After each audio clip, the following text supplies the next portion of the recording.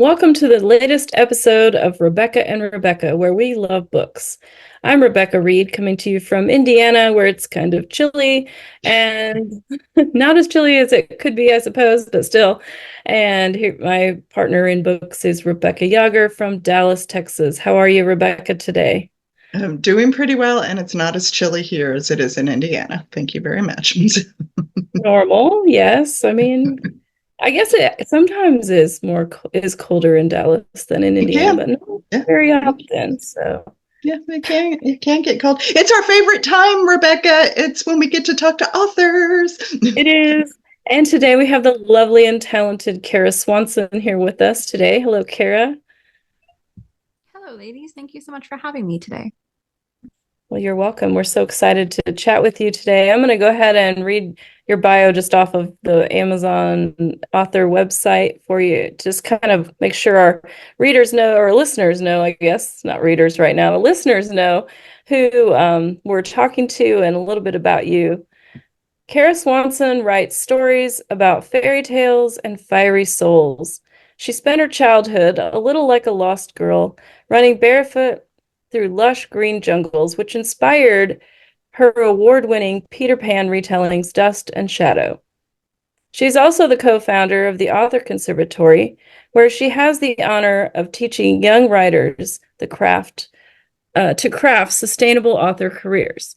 You'll find Kara with her toes in California sand as a SoCal resident, belting Broadway show tunes on weekend drives to Disneyland with her delightfully nerdy husband, or chatting about magic and mayhem on Instagram.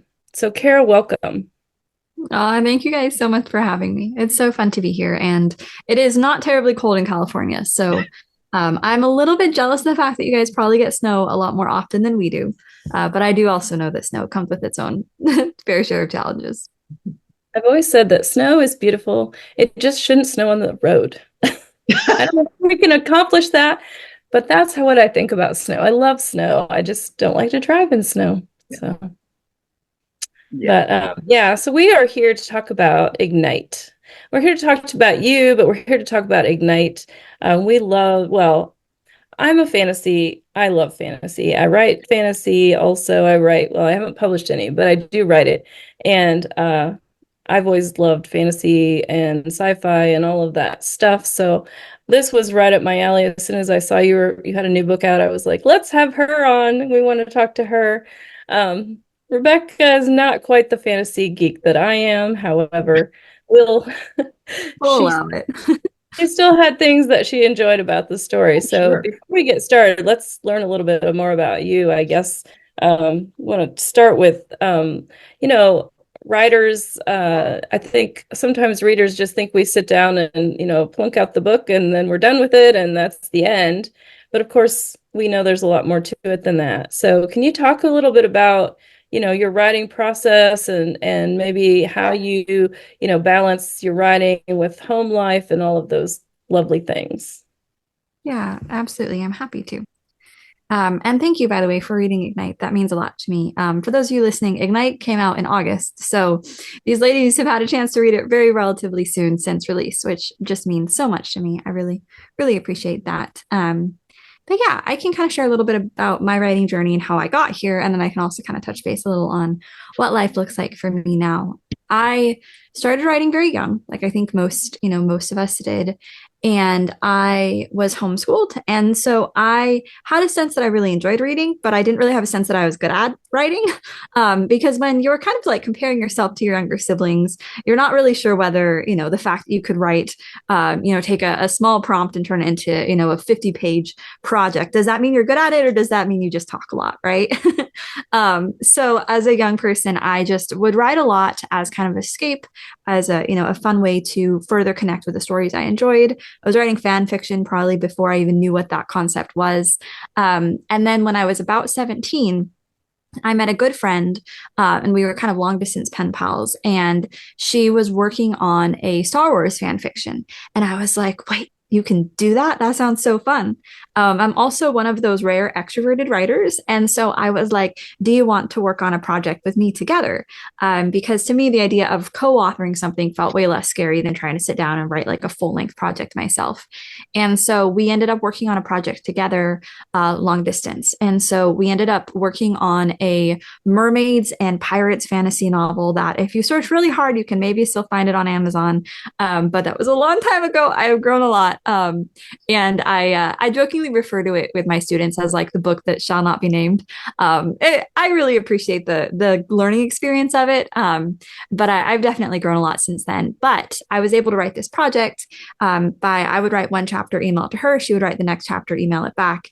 And through that process, I learned a lot about consistency, being able to meet my own deadlines. I learned a lot about writing and pushing through when I felt less interested in something and realizing that that disinterest wouldn't last. That as long as I kept going, that I would kind of push through those seasons and it would get easier on the other side.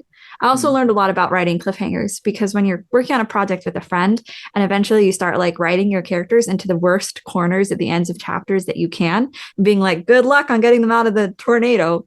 It creates this fun dynamic. And so the first project that I fully completed that was at, a lengthier word count was that one when I was 17. And we ended up being able to publish it through a really small press, got it up on Amazon, and I started to market it. And that's when I realized how much I really, really enjoyed marketing. And in particular, I really enjoyed the connecting with people side of marketing. I really loved getting to meet readers and connect with them and thinking through strategies and just all these different elements. And when I realized how much I enjoyed both the creative process and I enjoyed being challenged in the creative process, but also really the connecting, the strategizing, the marketing pieces, it began to kind of click of like, maybe this is something that I do want to do more long term. And so I was 17 when that book came out. And then just basically started getting every resource that I could find. I looked into colleges, but realized that with wanting to be published in the publishing industry, there weren't a lot of resources college-wise for learning how to, write on deadline, complete a novel, or even like marketing trends that were, current when it came to novels, that kind of thing. There was a lot of short story focus, not as much full-length projects. So at the same time as I was looking into colleges, graduating high school, years ago now, I was also navigating through a pretty significant chronic illness. So it was difficult for me to even have the energy to attend something. So what I ended up doing instead was going to every single writer's conference I could find.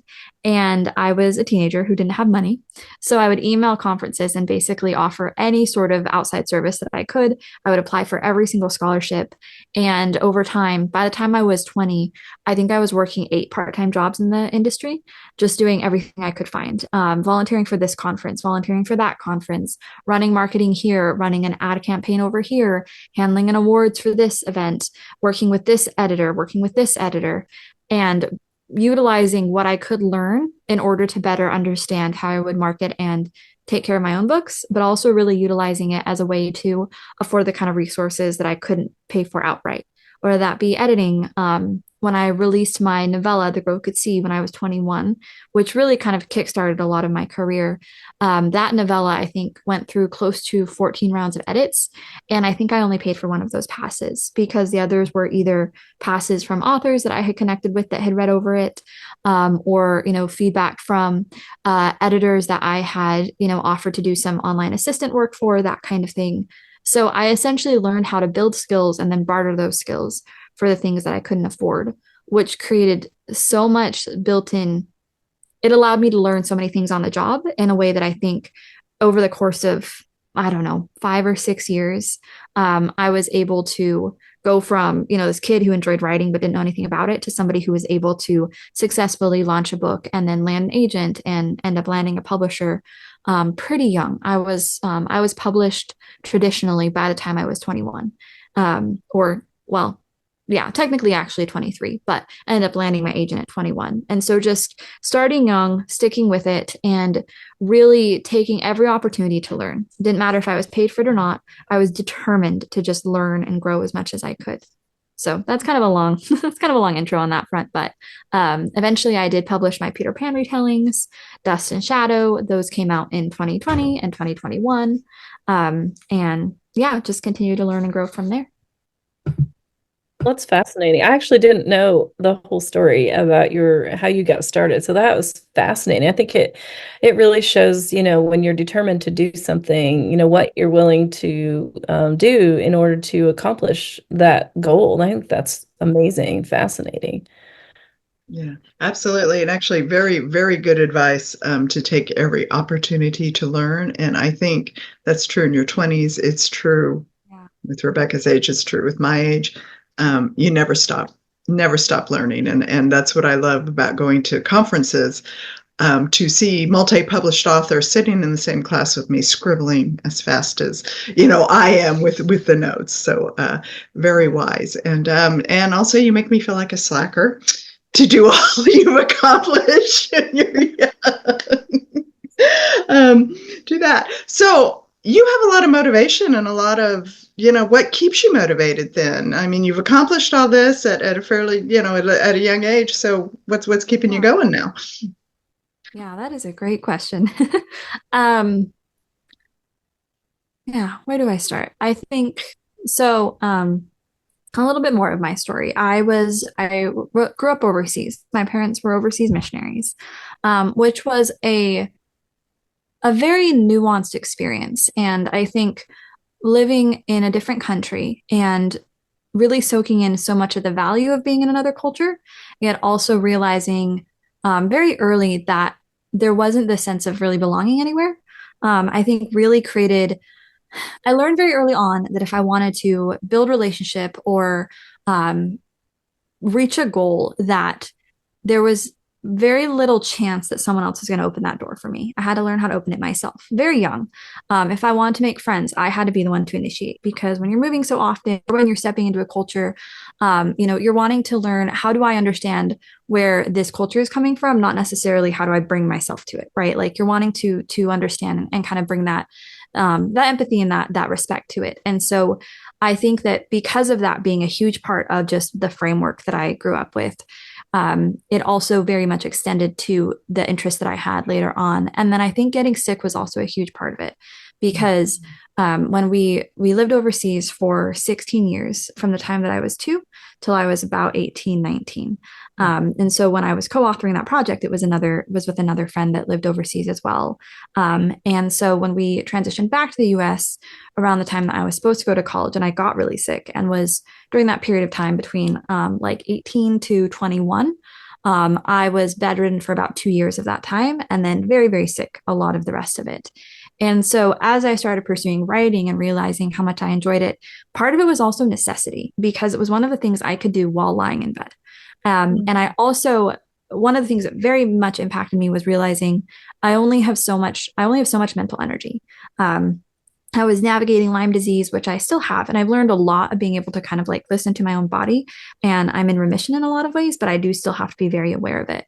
And so when you're navigating a day where you only have maybe 6 hours throughout the day where your brain has any level of energy to process any kind of thought, you have to be incredibly strategic. So I learned really quickly, if I want to do anything, if I want to have goals that I reach, if I want to motivate myself, if I want to focus on anything other than how sick I'm feeling, I need to be smart about it. And I need to be able to create goals for myself that are achievable. And I need to be able to see progress made every day, or else the sense of hopelessness is going to be overwhelming.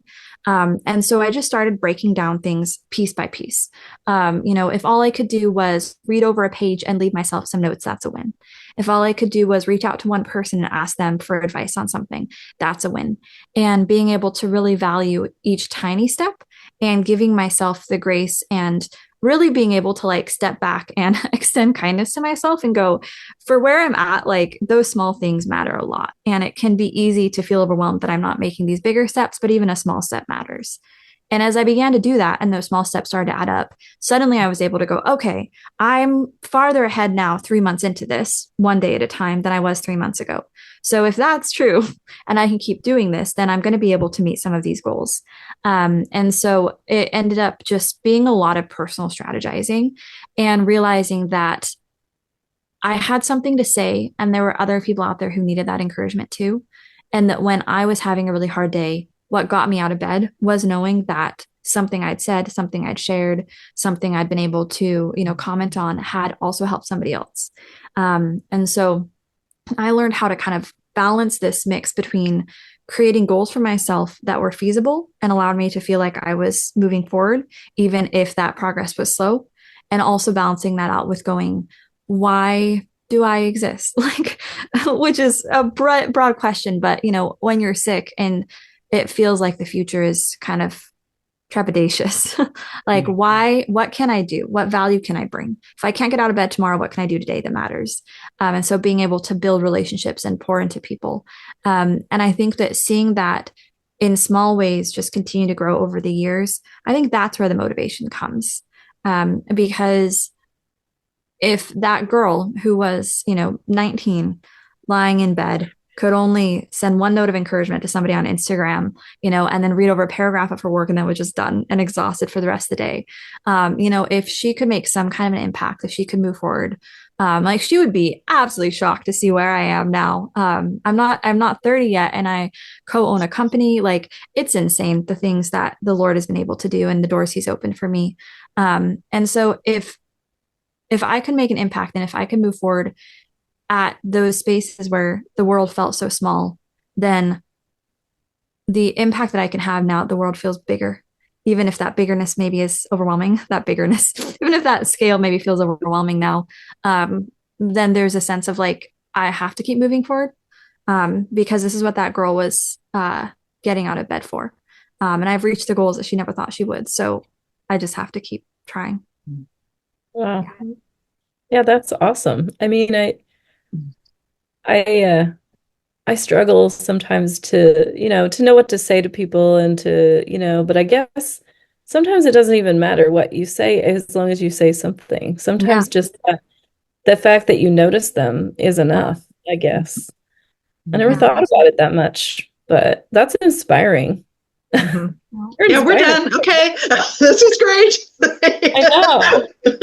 Fantastic. I'm uplifted. aw. Thank you for I sharing. can No, thank you. I could see That is. why I could see why young writers would want to learn from you and uh because you just are able to like share so easily um things that just kind of hit all those little spots that where you are like, well, I don't know if I can do this. I don't know if I'm capable. Well, obviously we are, with especially with the Lord's help, we can do so much more than we believe. But to have seen you live it out, I mean, that living example is really, it's proof. And so we can't deny it. We can see it. So that's amazing. That's fantastic. And your stories, are, I can see that in your stories, that idea of we have to keep moving, we have to we can't give up, and it's very much a part of Mara in Yes. Ignite. Yeah. Yeah. Yeah. Ignite is definitely, I mean, I think all of my stories have some of my heart in them, but Ignite really was a story that came out of a lot of wrestling of, I think, being a very empathetic person and seeing so much pain around me and seeing so much fear and not knowing or feeling that there was an ability to do anything about it. And also, I think having seen the impact that fear can have on people's ability to step outside of themselves and have an impact. Mara is the story about a girl who is set in a fantasy world. She's a phoenix, who she's a phoenix basically in like human form. She can kind of shift between the two, and she's raised by a kind of a group of like kind of hidden away phoenixes. And her father very much is terribly fearful of the outside world and has raised her to believe that the outside world is dangerous. They live in a planet where the sun is dying, and so there's creatures that are hunting the phoenixes for their blood because there's no heat, very few heat sources left. And she's basically been taught that she is dangerous, that her mind is dangerous, that her questions are dangerous, that her beliefs are dangerous, that because she has more flame than the other phoenixes, that her innate, her innate sense of being is dangerous. And they're also telepathic. So there's this very kind of mental health aspect to where he's in her thoughts, sorting through them for her and basically trying to help her. He's convinced her that unless he's in her head telling her how to think, she's going to be, she's going to cause danger to others. And one of the pieces that was really important to me was to convey that this person who's raising Mara does not have a very healthy outlook on the world and has not been a very good father. But when push comes to shove, he's reacting in these ways that are abusive out of his own fear and his own uncertainty. And he doesn't want to hurt her, but he does not know any other way to translate the world because he's become so locked into, these lies that basically he's told himself and that he's been fed. And when he and the rest of her little family end up disappearing and she has to venture out into the world by herself and she's terrified of it because she's been told you can't do this on your own. And she's like, but I have to. That's when she realizes that the creature she's been terrified of, these humans, are actually not hunting them because they want to hurt her, but because they're dying. And the thing that she's been told she has to be afraid of is actually the source of heat and like the antidote that they're dying for, they're starving for. And there's so much thematically about that I just really resonated with and just kind of poured out of me. And the sense of the reminder that like we all have the ability to hurt and scar, even just with our words, like our words and we're so powerful in that sense. But we also have the ability to bring life and hope and healing. And if we end up letting the fear of our mistakes hold us back, then it limits us from the impact that we're able to have, and even just limits us from the reality of like who we've been created to be. And the fact that like, I don't know, one of the things I think that's just been so true of my life is this idea that like in our weakness, God is, like God's strength transcends that. And that there is wholeness in our weakness. And it can be easy to let, I think, our weaknesses paralyze us. And as somebody who's like very empathetic, a huge feeler, cares way too much about what other people think, like it's easy for me to just paralyze myself of like, if I don't say the right thing right now, or if I don't do the right thing, or if I don't make the right decision right away, what if I set off a chain reaction of some kind? And being able to just go like, God's grace is so much bigger than that. And he's given us the ability to build up and to tear down, not so that we can hide ourselves away in fear of the moments when we do tear down, but so that we can learn from them, humble ourselves, and actually become better at mending and building. And I think like at its core, that's what Ignite is about, is like, where do we find our identities and how do we learn how to use the gifts that we've been given for good, while also not being terrified of having to learn things the hard way, because we are going to make mistakes. And it's a young adult book. And like, as young adults, like we make so many, there's so many mistakes that get made. We all do. As adults, we make mistakes, but as kids, I think they can feel even bigger sometimes too. And so just realizing like nobody actually knows anything and being able to have that grace and just move forward together. I teach high school kids, so I completely identify with, that idea of being paralyzed and not being able to do something just because you're so afraid you're going to do it wrong. There's a lot of kids out there that have that. And even, I teach Spanish, so it's even more terrifying. They're like, oh, I'm going to sound really stupid when I talk, like this, and everybody's going to laugh at me. And there's just so many things that they can, so that's one of the first things I do in classes. My first week is spent getting them the idea that it's okay to make mistakes. And as a matter of fact, it's better to make mistakes because you learn more that way. And so I spend a lot of time in that sphere, just because if I don't, they will be paralyzed the entire class and they'll never want to put themselves out there and actually try. And so I have to like fight against that. So I completely understand what you're saying here. I mean, it's very, very true. And adults are the same way. We're terrified of something new. I mean, I'm in the middle of doing something really new right now. And so I really am feeling this right now. Exactly. Because I'm like, what if I do it wrong?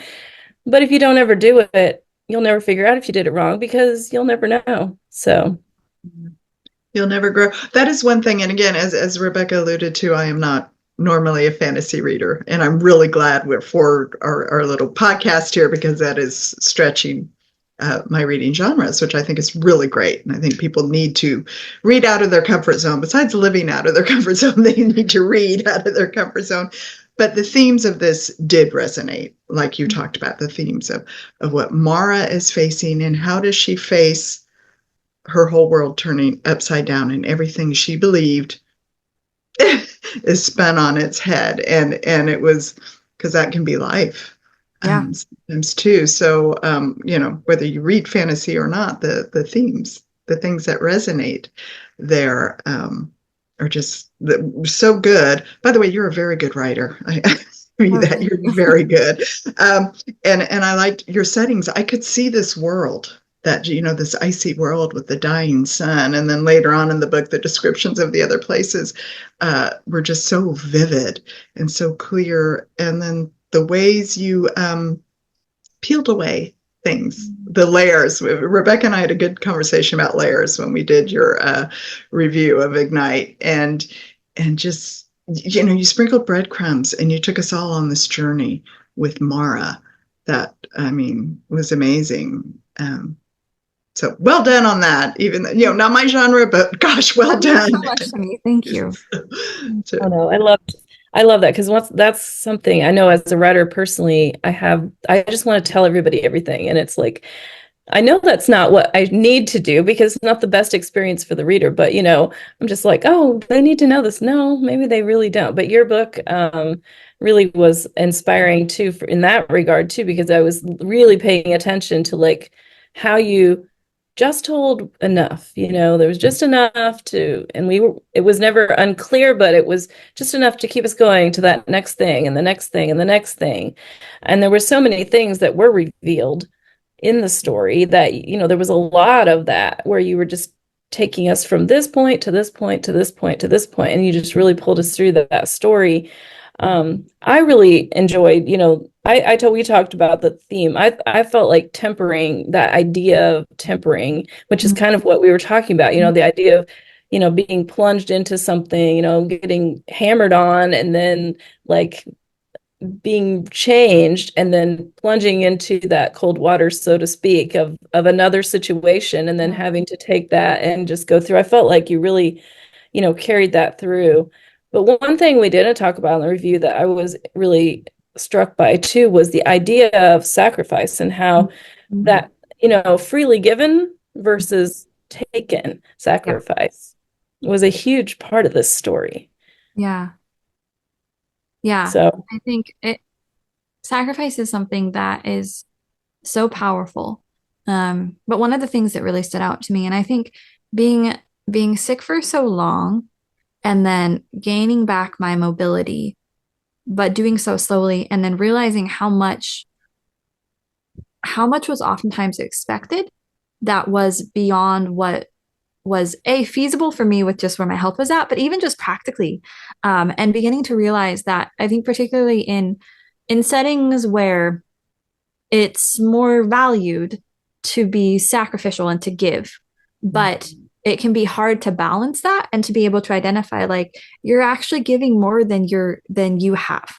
And there's a level of giving where it becomes a pride thing, or it becomes a shame-based thing, where, like you're saying, true sacrifice comes from the heart. But oftentimes too, like in sustainable sacrifice, like having grown up as a daughter of missionaries too, if you give and give and give, and there's no being poured back into, there's no, safety, there's no reprieve, there's no rest, like you just burn yourself out.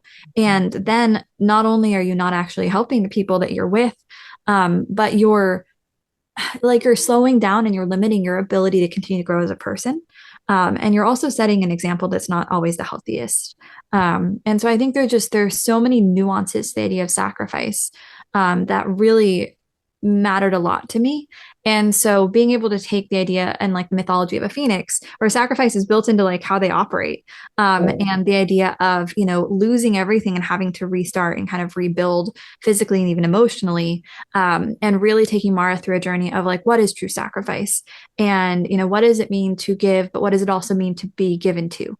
And what does it mean to to rebuild, and where do we find a sense of wholeness? Like, where do we find true sacrifice? And what kind of true sacrifice have we even seen exemplified, for us in the real world, through faith and things like that. And I think we see a lot of that set up in Ignite, and I'm working on the sequel right now. And I think that theme, the idea of sacrifice, is going to be very apparent and come through a lot more, even so in kind of the second half and the culmination, because it's just 2 books. But yeah, I think that was really, really important to me, and to show different types of sacrifice, like the way that Haven, this phoenix that Mara meets later, where that he sacrificed a lot, even physically. He's very deformed from having protected people that others were not happy he was protecting. Or the sense of sacrifice that, if you ask Mara's dad, he's like, of course I'm sacrificing. And we're like, but that's not the right kind of sacrifice. And that's not true sacrifice. That's actually manipulation. And you're convincing yourself of something, you're giving it a name that makes it feel more palatable, when the reality is, this isn't actually real true sacrifice. And then understanding, like, what is unconditional love? What is love where there are no conditions and there's nothing expected back, and it's freely given and it's just whole. I think those were themes that really mattered a lot to me, and I tried to weave in through that. I think you did a great job. I personally just love this story, and I did not see the end coming really either. That well, it's okay. No, it was good. I mean, I wasn't. It didn't feel. No, there was nothing wrong with it. I just was like very surprised. So do you like hearing people's opinions on the ending? I do. This is why I do them. I want it. I want the hate mail, to be honest. Well, and okay, you allude to hate mail because of the it is a bit of a cliffhanger, more so than a lot of books, but it's definitely going to make readers want to read the second book. But so don't hate her too much, because the story does have a conclusion for the immediate story, but there is a bit of a cliffhanger, which was a surprise Rebecca was alluding to, I think. Yeah, I liked it. I think it fit the situation. I think it's another example of that tempering idea. This is just yet another thing that Mara has to learn through, and I can't wait to see, what she looks like on the other side. That'll be phenomenal. And I mean, I also, even you were talking about the father that raised her, but even with all the things that she found out about him, she still was loyal to that group, and she didn't let his manipulation deter her from her desire to save them, or she didn't just abandon them. So there was a lot of really good things there, and with Eli, of course, his idea of sacrifice, you were talking about ideas, right? He had that whole, he felt guilty kind of sacrifice. So there's another example of that too. And I just loved, the creatures, for lack of another way to put it, that you populated this world with. I think they were amazing. Of course, I forgot what it was. The Saren? Was that I love the Which Saren. We forgot in our review to mention the Saren. We talked about that after we, the creature with Mara. The Saren was. The Saren. Yeah. And that was. Is that how you say it? Are we saying? Yeah. Yeah. Okay. I picture it as like a gigantic, lava wolf, or kind of a panther type wolf. I was picturing panther. Yeah. That's what I saw too. So yeah, it was just, the idea that empathy works between not just people that look like you. It's I love that, and if you treat others kindly, that often comes back, and I thought that was fantastic. And just the different nuances of relationship that were portrayed in this book were very well done, and just the variety was huge. I thought it was fantastic. I mean, personally, I just loved it. I can't wait to read the next one. So I can't tell that she loved it at all. I'm not getting that sense. Rebecca, come on, be clear. Well, this is just my kind of thing. I just really I have to tease her. All right, we have talked big themes and big serious things, so I want to ask a couple of just fun questions. As you were creating Mara and Eli and even the father, was there anything that surprised you with the characters? I don't know. Are you a pantser? Are you a plotter? And was there very anything? much not a pantser? Now Well, you've so got to plot this out because this is a huge world and a yeah, huge book. But was there still anything yeah, that surprised you along the way as you yeah, created? definitely. So I used to be a pantser. I definitely was one when I was younger, but I realized that being a pantser meant that it took me 6 times longer to finish anything because I'd be like, this is great. Oh wait, half of it is just random. Like I was like, my instincts are not good enough.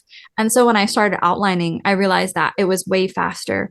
And then in addition to that, I write pretty tight first drafts. Like I rarely have to change anything substantial in a first draft.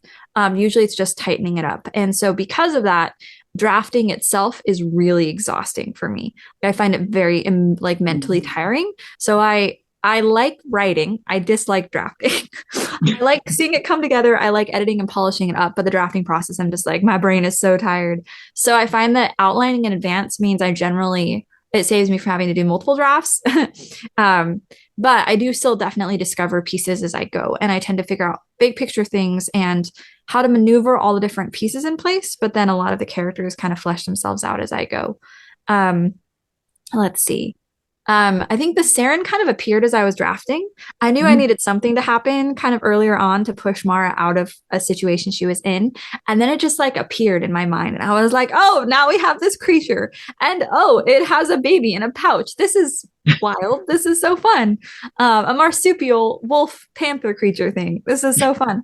Um, and then as I was like developing out this creature, I realized like, oh, it's a mother. Mara does not have a mother. Her mother died a long time prior.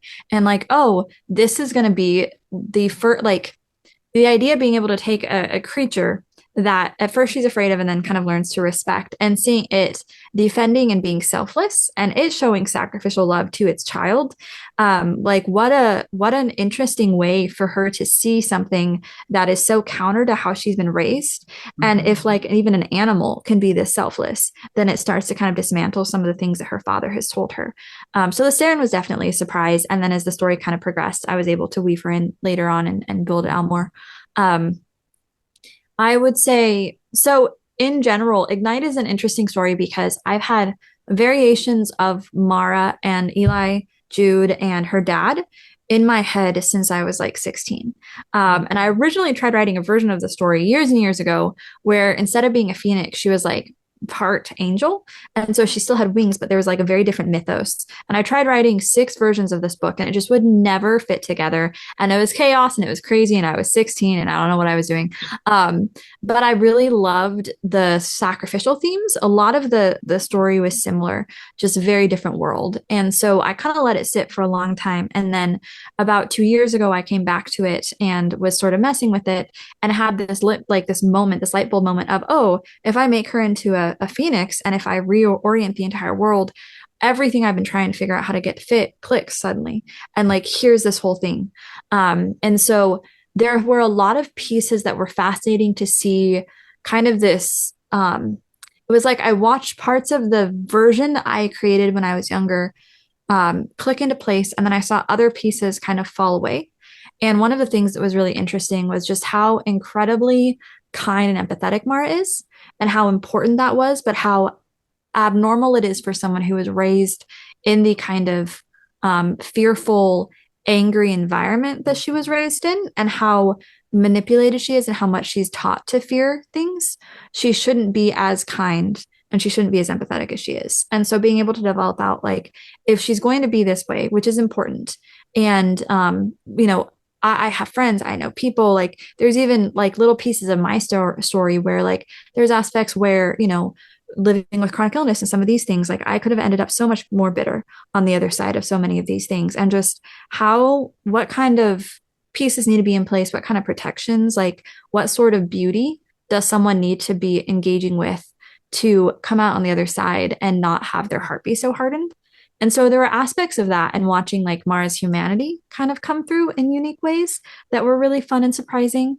And I think especially like how much I ended up feeling for her dad because like he was always kind of the villainous character and he's not great. He's got a lot of issues. He needs like therapy and to be locked away for a while. Um but he's got problems. But being able to take a character like that and build nuance into them was really interesting. And I think it's part of what allows Mara to not become like him, because she's able to look at him and go, I see why you're like this. I refuse to be like it though. Like there's this piece kind of in the ending where Mara basically tells him, like, I will not inherit your fear. And that's a huge theme of Ignite, is like the empathy to go, I realize that this is not actually hatred, this is really fear. And fear tends to manifest in a lot of different ways. But I also have the opportunity now to, yeah, stop this cycle of abuse and be able to make a different decision, even though it's hard and it's more painful and I have to carry the pain of that. I'm willing to do that. And, true sacrifice basically to protect those and to stop this cycle. Yeah, that was good. I mean, you had I've forgotten, I apologize because I've forgotten her name, but you had the character who was the healer, Oh who yeah, Hannah. Hannah, kind of spoke, Hannah, that was her name, who spoke some gentleness into Mara too as she was growing up and kind of gave her a little of that beauty that you were mentioning, even though she was Yeah. also as manipulated as Mara. Mm-hmm. Um, but still there were those moments too that I think made it believable for Mara to have she did have a little bit of a model of that, Mm-hmm. idea of Yeah. not being like her Yeah. father. So Yeah. yeah. Absolutely. No, that's really interesting. I enjoyed the feathers too, how much you did, with the feathers and well, actually the whole phoenix. I mean, with the humans were hunting them, but they were also making use of them. They Mm-hmm. weren't just like randomly killing them Yeah. as you mentioned earlier. So that was interesting also, how much of all the different things that were part of the world were interesting. And I think one of the pieces that maybe got me, hit me right here was when they descended into the gorge, Eli, Mm-hmm. and to help that group that was living down there, and Yeah. just to see that other side, Yeah. of what it was like, to try to survive in this world. And yeah, really good. Yeah. We really appreciate your coming on, here and sharing these things with us. Do we Yeah. have did we, any other questions we were well, supposed to? I just the next book. Do we have a title? Do we have a possible published date or year or That's a great question. anything? What else can we look forward to Yeah. from you? So, Yeah. I'm not sure when they're going to let me share the title. okay. What I can say is so Ignite took me a while to write, and I wrote 60,000 words of the sequel about 6 months ago. And I got halfway through and I was like, I'm missing something. And I'm a big outliner, right? So I spent a lot of time thinking through it prior, but there was something missing. And I realized that with a story like this, where you're tackling so many themes and the world is so big, and the sequel, in a lot of ways, book one is getting Mara to the place where she is able to handle the level of Mhm. impact that she's about to have. And then book Mhm. two, really, we get to just see so much more of the world. We get to see what was she actually created for? What does her power actually look like? Like there's so many big pieces. And I know this book is going to be probably a good length longer than Ignite, and just so like much broader scale. And so because of that, I wanted to take some time. So I sat down with my publisher and I basically was like, can I can I take extra time on this book? Because I want to make sure I nail it. And I was intentional with the ending of Ignite, where you do have a big cliffhanger, but I feel like you do see Mara wrap up kind of the first stretch of her arc. And I wanted Yes. readers to be able to go, okay, we're excited for whatever comes next, but we also don't feel like she's like she'll be okay. Like she's not going to enjoy this, but she's going to be okay. Yeah. So we're probably looking at, I would think, early 2026 for release, maybe mid. I'm turning in the book. Technically, I'm turning in the book by June. So that gives me a lot of time to kind of wrap it up, finish writing it, all that kind of thing. So we'll see exactly when. Those are just general broad picture benchmarks that could adjust and move. But I will have more publishing news. I have some exciting news. Some really cool opportunities that have kind of opened up. Ignite has done really well, even with its first 4 months out. And so I will have some news. So if you guys are on Instagram and want to follow me, I'll be sharing that in the next few months. And before the sequel comes out, I think we'll have some really fun updates on Ignite. I've got some fun ideas up my sleeve, in regards to book one, that I think will make book two, the wait for it, feel a bit less lengthy, but also will kind of add some some fun connection points there. So basically, I'm working on book 2. I want to make sure I do it justice, and I think it will be very well worth the wait. But we're looking at probably a little over. We're looking at over a year between both books. We're probably looking at closer to a year and a half. So I greatly appreciate everybody's patience. If you want to know sneak peeks early, come join my street team. We know I can't actually keep secrets very well over there. But yeah, I'll be sharing things as I go, as I'm able to. But I'm just really excited. I think, I think if you guys enjoyed Ignite, I'm really excited for you to just get to see so much more of, yeah, it's hard to explain it, but in my head, like it's going to be so Yeah. much, which will be Oh, the excitement is real. Well, give us your Instagram handle so people can follow you and get all this news. Yes. So I'm at Kara Swanson author on Instagram. Yes. And then if you go to my my website at just karaswanson.com, you can sign up either for my general emails, which is always fun. I send those out a few a year. But I also have a street team where I share like updates, behind the scenes things. And it's just a lot of fun. It gives people an opportunity if they want and they enjoy my books to kind of jump in and be more a part of the process. And again, you get a lot of information a bit early over there. So feel free to go pop over to my website and sign up for all the things. And I will see you guys around on Instagram. Well, It sounds like it's worth doing. Lots of good stuff coming up, it sounds like. Yes. right.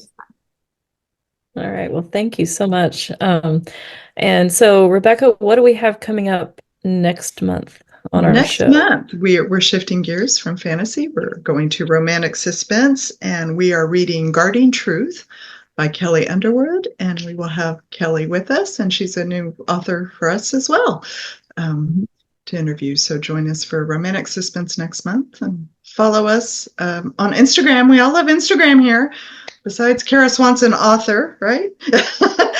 Follow Rebecca and Rebecca Reviews on Instagram. Our website is rebeccaandrebecca.com. We have a YouTube channel, Spotify, so you can view or listen. Follow, like, anything else, Rebecca? What am I missing?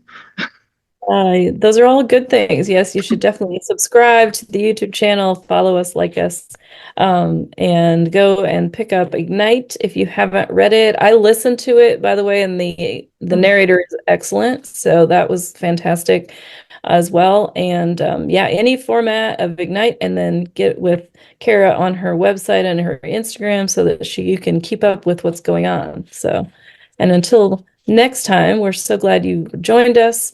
And we'll talk to you in a couple weeks. Bye. Thank you all so much.